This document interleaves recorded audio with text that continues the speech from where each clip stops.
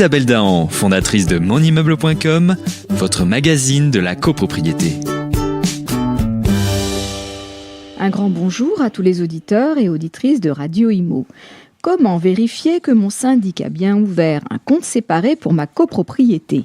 Cette question revient régulièrement du fait de certaines dérives dénoncées régulièrement par les associations. Un député s'est donc saisi du sujet et a questionné le gouvernement pour savoir quel dispositif permettrait aux copropriétaires d'avoir accès pour vérification aux conventions de compte, à l'identité du mandataire et à la qualité du compte mandant.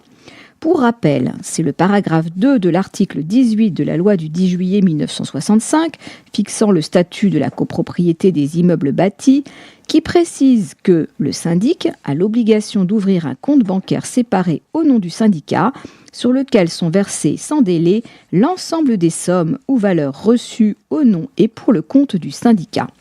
Une dérogation est toutefois prévue pour les petites copropriétés de moins de 15 lots à usage de logement, de bureaux ou de commerce qui peuvent ouvrir un compte unique en créant un sous-compte permettant d'individualiser comptablement les versements et prélèvements afférents au syndicat. La méconnaissance par le syndic de cette obligation, à l'expiration d'un délai de 3 mois suivant sa désignation, emporte nullité de plein droit de son mandat. Faute pour le syndic d'établir l'ouverture d'un compte bancaire séparé au nom du syndicat, le juge, saisi dans les conditions de l'article 47 du décret du 17 mars 1967, peut ensuite désigner un administrateur provisoire, le syndicat étant alors dépourvu de syndic. Il est important de rappeler que le syndic est dans l'obligation de transmettre au président du conseil syndical une copie des relevés périodiques bancaires du compte ou du sous-compte, selon qu'un compte bancaire séparé a été ou non ouvert, dès réception de ceux-ci.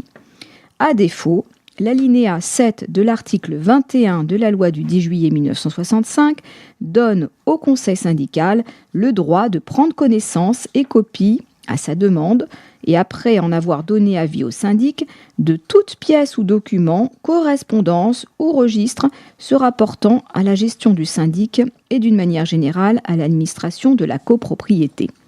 Vous allez me dire, c'est bien joli, mais si on n'a pas de président de conseil syndical élu dans notre copropriété, on fait comment ? Le décret de 1967 précise que lorsqu'une communication écrite doit être faite au conseil syndical, elle est valablement faite en la personne de son président, lorsqu'il en a été désigné un, ou à défaut, à chacun de ses membres. Dès lors, l'ouverture par le syndic d'un compte séparé au nom du syndicat des copropriétaires n'interdit pas au syndicat des copropriétaires, par la voie du conseil syndical, d'obtenir de la banque des informations sur les opérations de gestion de la copropriété. On a une réponse à la première question de savoir qui peut être informé. Mais la plupart du temps, les banques évoquent le secret bancaire et refusent de produire les relevés demandés et toutes les informations relatives au fonctionnement du compte au conseil syndical. Un arrêt de la Chambre commerciale de la Cour de cassation a ainsi estimé que le secret bancaire ne s'opposait pas à la communication au syndicat des copropriétaires d'informations sur le fonctionnement d'un sous-compte bancaire non individualisé dont le syndic était le seul titulaire, dès lors que ce compte enregistrait exclusivement les sommes ou valeurs reçues au nom et pour le compte du syndicat. Rappelons à cet effet que le syndic n'est titulaire que de la signature faisant fonctionner le compte durant son mandat, dont le bénéficiaire est le syndicat. Ainsi, dès lors que le compte bancaire ouvert par le syndic enregistre exclusivement des opérations de gestion de la copropriété, la banque est tenue de communiquer au président du conseil syndical, régulièrement désigné par l'Assemblée générale des copropriétaires, l'ensemble des informations relatives au fonctionnement de ce compte sur lequel transitent les seuls fonds du syndicat sans que le secret bancaire puisse être valablement opposé.